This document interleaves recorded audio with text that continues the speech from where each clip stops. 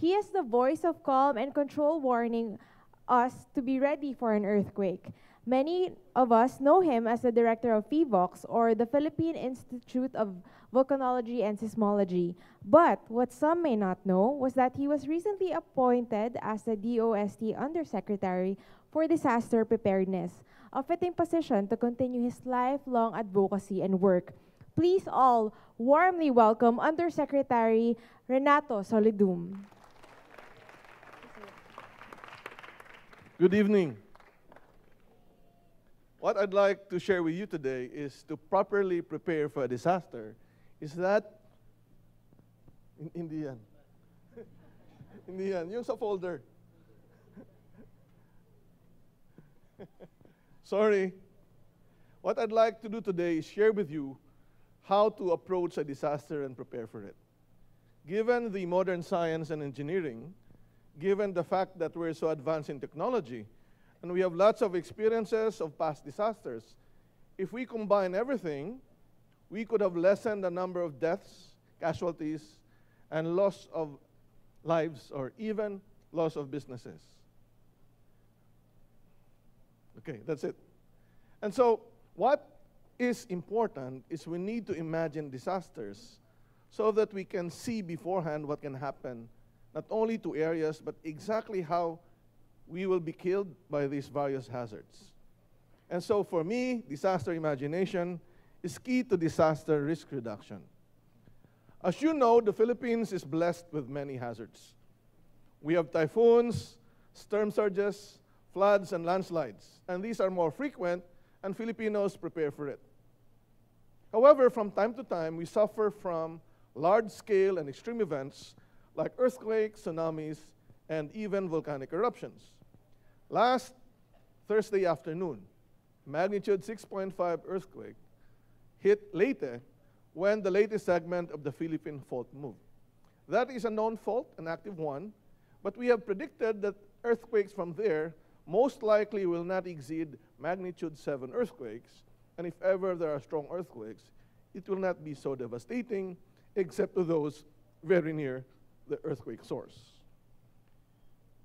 If we look back at various disasters, knowing that the Philippines is part of the typhoon belt or tropical cyclone belt, we will expect many weather and climate-related disasters. For example, the tropical cyclone Ondoy flood, which greatly affected Metro Manila, Rizal, and Laguna. And thousands of people were affected by it, not only for a single day, but for many days or even weeks around Laguna de Bai. In December of 2012, tropical cyclone Pablo hit eastern Mindanao, rarely visited by typhoons, but as you notice, not only floods came, but even strong winds destroyed houses, which are typically can be devastated only by strong earthquakes. Last November 2013, Super Typhoon Yolanda, with its strong winds, pushed the seas inland, generating storm surges as high as 5 meters, and killed more than 6,000 people.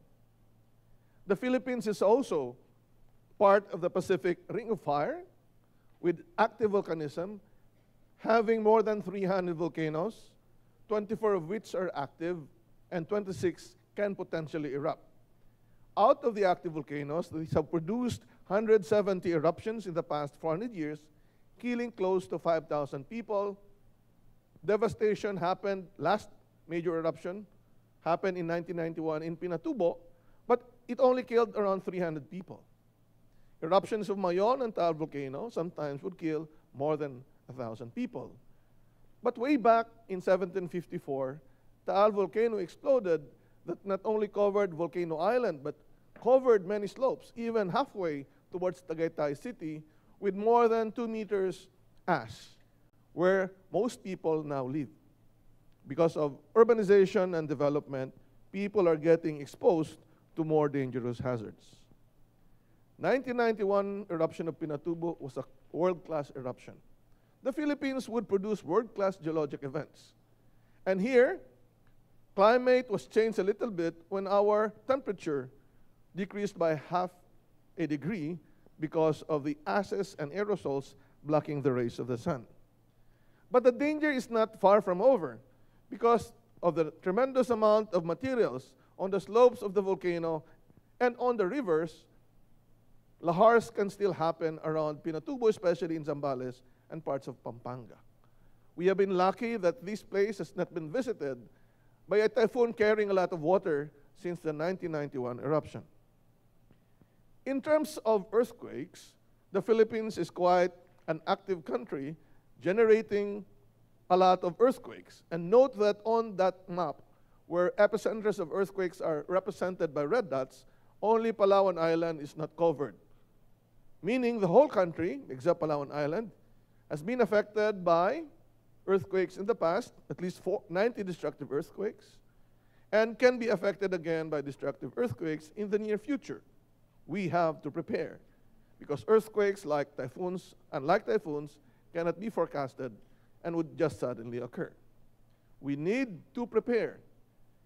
And for many, many cities in the Philippines, they have their own big one. Although many people know about the big one in Metro Manila, those are not the big one. This is not the big one for them. They have their own big one. Luzon earthquake of 1990, July 16, the anniversary will come soon. And 1,300 people died. 100,000 houses got destroyed and affected the economy of the Philippines. The mixture of heavy rains and moderate earthquakes can devastate a very localized area, just like what happened in Ginsaugon in St. Bernard in 2006. 10 days of heavy rain and a moderate, even a small-sized earthquake triggered the collapse of a whole mountain slope, burying more than 1,000 people. And this event signals or would be a preview of the global climate change where the Philippines could be most affected, because if the mountain is wet and because of the numerous earthquakes that we don't need a large earthquake. We just need moderate-sized earthquakes for landslides to occur. On the other hand, we can reverse the process. Large earthquakes can deliver landslides, and when rains would come, more landslides can be triggered, just like what is happening in Leyte. There are more landslides in the slopes, and the incoming rains can trigger more landslide events.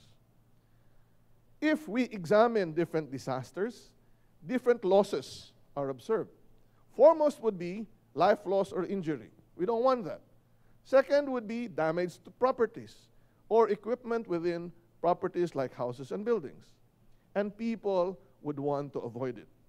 But if you are a disaster manager or a government official or a private corporation official, you have to contend with lifeline losses like water, energy, electricity, communication. Many Filipinos would die if there is no cell phone signal, right? And even transport systems like roads, bridges, ports, and airports, which are very important for relief and recovery. There can also be damages to food supply or interruption of food supply. There can be loss of public service, and for businesses, loss of business or business interruption, and also effects to environment. Our goal is to reduce these losses. Individually, we prevent life loss or injury, but also make sure that our houses and buildings where we stay will not be damaged. But beyond that, those at the upper levels of our society will need to contend with these different losses. Again, as I said earlier, despite our advances in science and engineering and experiences in disasters, there are still many people that die because of this, kahit nasa moderno na tayong panahon. And when we ask ourselves why people die because of natural hazards, what do you think is the most common answer? Why do people die? Because they are not prepared. They are not prepared. So let me have a small survey here. Because we are blessed with many hazards, at least one hazard you have prepared for, right? So sino sa inyo, who among you here are prepared for typhoons? Can you raise your hands? Typhoons? Okay, not too many. How about floods? Obviously, you don't need to prepare for a flood if your area is not flooded. But in Metro Manila, anywhere can be a flood event. How about earthquakes? Okay, not too many. Anyway, for those of you who have not raised your hands, you will die if these hazards would occur. Is that correct? Is that a correct assumption? Because you agreed with me, if you're not prepared, you will die. But that is not the question that you need to ask. The real question that we need to ask is, for those of you who did not raise your hand, why are you not preparing? Or we can say, why are people not preparing? For those of you who have raised your hands, you may not be appropriately be prepared because the scale of the preparedness that you have done does not match the event that will happen. Disaster preparedness is important. But to convince people that we need to prepare, people need to internalize what can happen to them, their family. Imagine before any hazard would occur, areas that will be affected, the degree of effect, and how they will be impacted. And that's what I call disaster imagination. Albert Einstein said that imagination is more important than knowledge. You don't need to be very intelligent to imagine something. We need that for disaster preparedness. We need to have science-based, not only based on experience, hazard and risk scenarios for extreme events like earthquakes, super typhoons, tsunamis, storm surges, and big volcanic eruptions. If not for disaster imagination, your preparedness may not be appropriate. It's just like a boxing match. A boxer who prepares seriously for his match would study his opponent based on videos that he would evaluate or based on scouting reports. He would try to look for strengths and weaknesses so that he can prepare his offense or defense before he would fight. And that's what we need to do. Imagination is important. And most importantly, this imagination needs to be applied not only at the local level, but the regional and national level. And this is what I would tell everyone. Although our government system has given a lot of powers to the local government, extreme events cannot be prepared for singly by the local government. Extreme events must be prepared for, orchestrated at the national or regional level. Otherwise, if we don't have these scenarios and no conductor, our efforts we think are good, but these will not be aligned. And when these large-scale disasters would occur, we will find out that we are not working as a whole to prevent large-scale disasters. So disaster imagination is important. So what do we do? First, we identify all the hazards in the place of interest, whether your house, office, building, or if you're a mayor, your town. And then next is, depending on the scale of the hazards, determine the areas that can be affected. If you talk about an earthquake, if it's a magnitude 6 earthquake, which areas will be severely affected? If it's a 7.2 earthquake, obviously a larger area will be affected. But you don't only find out which areas will be affected, you find out which areas will not be affected, because you pinpoint those areas that will not be affected to be the one helping those that will be affected. Third, we don't only assess the hazard, but the impact. We need to count buildings, houses, and structures that will be damaged, people that will die or get injured, even the economic losses and social interruption. We need to do that so that we can prepare plans to save lives and countermeasures like engineering and non-engineering solutions to reduce the risk. If you have done that, you're way into the game.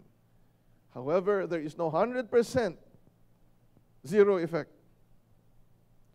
There will be residual risks or losses, even interruptions in our work, in our society. So we need to evaluate the impact to critical facilities that are important to be used immediately after a major event. What are these? Well, it depends on you, but if you're managing a disaster, you need to have ports and airports that will be operational immediately after the event, hospitals that will be there immediately after to take care of the injured. So therefore, we need to assess the impact of these critical facilities and prepare plans how to respond to it so that we can make this operational immediately again. We have to define what we call a recovery time objective, a deadline when we will operate this. If we don't put a deadline, we will respond or recover when able only, and it will be a slow process, and people would complain. And this has been the most serious sickness in many of our plants. If we have a preparedness to respond before a disaster, then we have also a preparedness to recover, and everything will be tackled and be back to normal as soon as possible. How do we apply disaster imagination? Let me show you how we do this for an earthquake in Metro Manila. The last damaging earthquake in Metro Manila occurred in 1968. Sino po ang nakakatanda nitong 1968 Ruby Tower earthquake? Thank you for raising your hand. Yung iba ayaw. What is the message out of this earthquake? This earthquake originated in Aurora, in Kasiguran, Aurora. How far is it? More than 200 kilometers away. Despite that distance, a building called Ruby Tower collapsed in Binondo, Manila. You don't need a fault to be present below the building for you to be affected. A strong ground shaking and a weak building will be the formula of a disaster for earthquakes. Not too many people died in Central Luzon nearer the fault. So if we talk about preparedness, it's not only reacting to the event, but making sure that the location of our houses and buildings are okay. And most importantly, we can even make an area which is not so safe in terms of hazard safer when we construct things properly. Location and construction are important. So, if an earthquake affected Manila and the epicenter was far away, how much more will be the damage if the earthquake is already in Metro Manila? And that possibility is raised by the fact that we have the Valley Fault System crossing Metro Manila. The other preparedness scenario that we need to consider is that if there will be a large magnitude earthquake offshore along the Manila Trench, tsunami can affect the whole western Luzon, western Palawan, including Metro Manila. But if we say, okay, let's prepare for the West Valley Fault earthquake, what is the shaking intensity that this fault can generate, and how much impact will this shaking deliver? So we need to imagine what can happen. The Valley Fault consists of two fault traces. The longer fault there is the West Valley Fault, 100 kilometers long, and if this whole length of the fault will move, it will render a magnitude 7.2 earthquake. The shorter fault is the East Valley Fault, 10 kilometers long. It can render a magnitude 6.2 earthquake. We can estimate the magnitude of the earthquake based on the length of the fault. It runs from Doña Remedios, Trinidad to Calamba, Laguna. If this fault will move, there will be many hazards. So for a given event, there can be a single hazard or there can be multiple hazards. So for an earthquake, it will be multiple hazards. First thing is the fault rupture. And people would want to know where it is, right? You want to know where the active fault is. Who wants to know where the active fault is? Can you raise your hands? Very nice. We are all fault finders. We really want to find where the faults are because we want to avoid where it is. If you want to find where the fault is, just look for PHIVOLCS Fault Finder. It can measure the distance to any of your houses in Metro Manila or in other parts of the Philippines. If you avoid building on top of it, you're okay from the ground rupture. The real and the most dangerous hazard is ground shaking because it can affect 100 or 200 kilometers away from the epicenter depending on the magnitude. It can cause collapses of houses and buildings. During the shaking, soft ground can liquefy, where roads can be fissured and buildings that are not properly constructed can subside or tilt. We call it liquefaction. Solid layer behaving like a liquid. During shaking, it can also trigger landslide. But you know, Metro Manila is almost a flat place, right? So the only landslides that would typically happen in Metro Manila would be every 3 years during the month of May, and that is during election times. not during an earthquake or heavy rain, right? So don't worry about landslide. The other hazard that you need to consider would be fire during and after the earthquake. So for every house, for every place, if you want to imagine the disaster, consider shaking and fire, and then find out if you're on top or not of the fault. Find out if the ground is soft. There might be liquefaction. Don't worry about the steep slopes because we're almost flat. Okay? So you try to find that out. If we consider first just the shaking as an imagination game, if the fault will move, what will happen? What will happen if it's a 6.5 earthquake like what happened in Leyte? And what will happen if it's 7.2 like what happened in Bohol? So given the 7.2 earthquake, you would notice that there are yellow and brown colored areas. This would cover Metro Manila, Western Rizal, almost the whole of Bulacan, Southern Pampanga, a big part of Northern Cavite, and Northwestern Laguna. Intensity 8, that's a very destructive shaking. Intensity 7 is green in Pampanga, Bataan, Southern Cavite, Laguna, and Batangas. In Leyte, those in 7 got part damages. But intensity 7 is not a very destructive shaking. But if we consider the location of our airport and port area of Manila, these are in soft grounds prone to liquefaction and intensity 8 shaking, while Clark and Subic and Batangas ports will be intensity 7. We can use those airport and seaport, but we cannot use NAIA and port area of Manila, given the fact that they're on soft ground and will be affected by strong ground shaking. If the magnitude is 6.5, it will be a smaller area covered by yellow. If the epicenter is still in Metro Manila, that will be Metro Manila, partly Bulacan, Western Rizal, and a few places in Cavite and Laguna.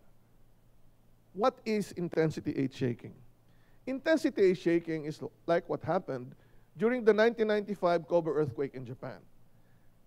Fortunately, the building did not collapse. It has a very good engineering intervention, but things inside in a shaking building with intensity 8 can be shaken, and everything will move unless it's anchored on the wall or the wall, and you can still get killed by this. You cannot stand during an intensity 8 shaking.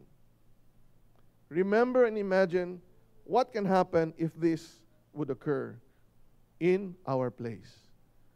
Are you ready? Are you prepared from this event? Yes or no? Yes or no? You answer. You answer. This is intensity 8 shaking. What happened in Leyte? Only intensity 7. But this happened during the 1990 earthquake. If the valley fault will move, and you're here in Metro Manila, how would you know that it's the real valley fault that moved? You will feel the up and down motion first, and after a few seconds, horizontal.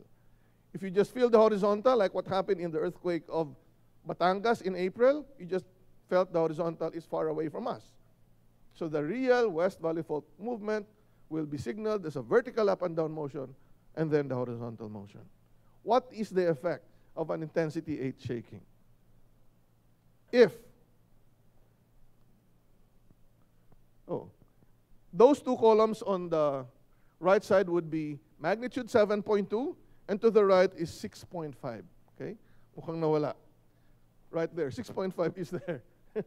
So, if there will be an earthquake, given a 6.5 or 7.2, let us say that if, for example, we transport the Leyte earthquake to Manila, the death in Leyte is so far 2, the death in Metro Manila will be 23,000. Why? Because of the number of buildings and houses, number of people, and the fact that there are non-engineered buildings here. If it's a 7.2 earthquake, 31,000 may die in Metro Manila. If people die, the managers will not be as worried. Because you're dead, they will be managed by DILG. What we are worried would be the number of serious to very serious injury, which would be close to 95,000 for a 6.5 earthquake and 130,000 for a 7.2 earthquake. Because we need these people to be treated. But our bed capacity for hospitals would be only 40,000 in Metro Manila, assuming these are empty and these are still standing after the earthquake. We need to make sure that we can get the cooperation of all hospital administrators all over Luzon and other parts of the Philippines. What we should do, though, is to reduce the number of victims by strengthening the houses and buildings. That's a lot. And we will need 2.3 trillion pesos to recover and build back houses and buildings. And that is almost 1 year annual budget of the government, budget intended to be distributed to all regions of the Philippines.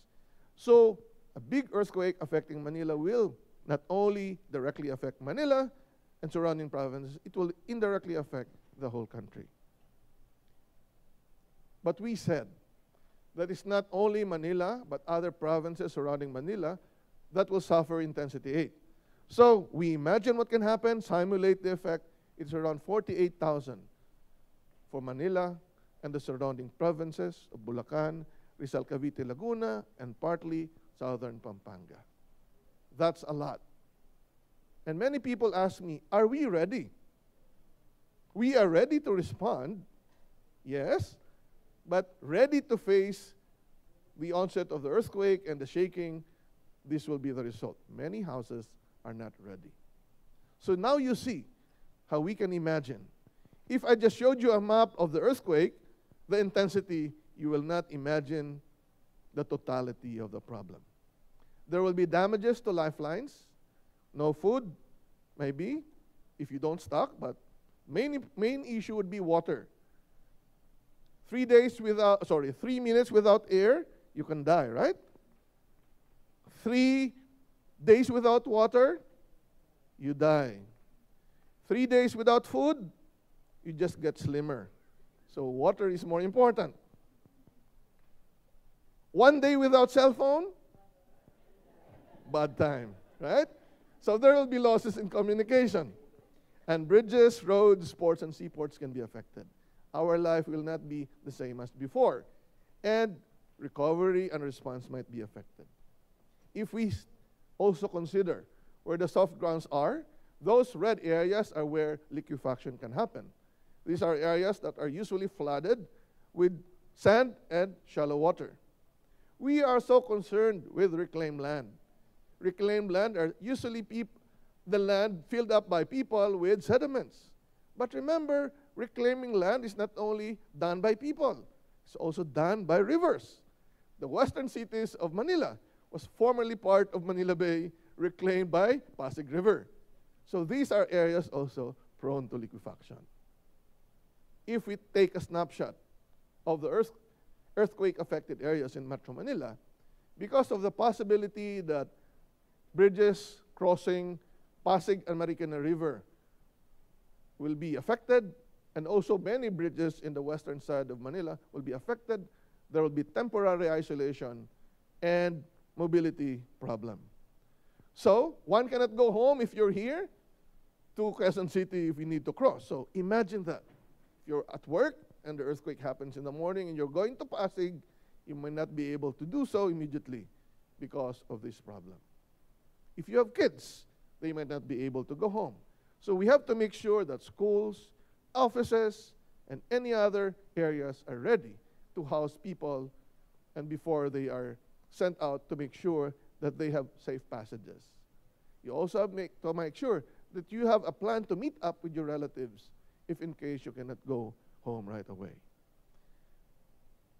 If we have this imagination, then we can produce a very good plan on how to reduce the risk, such as the risk reduction plan for Metro Manila, with many action plans of around 140 cases.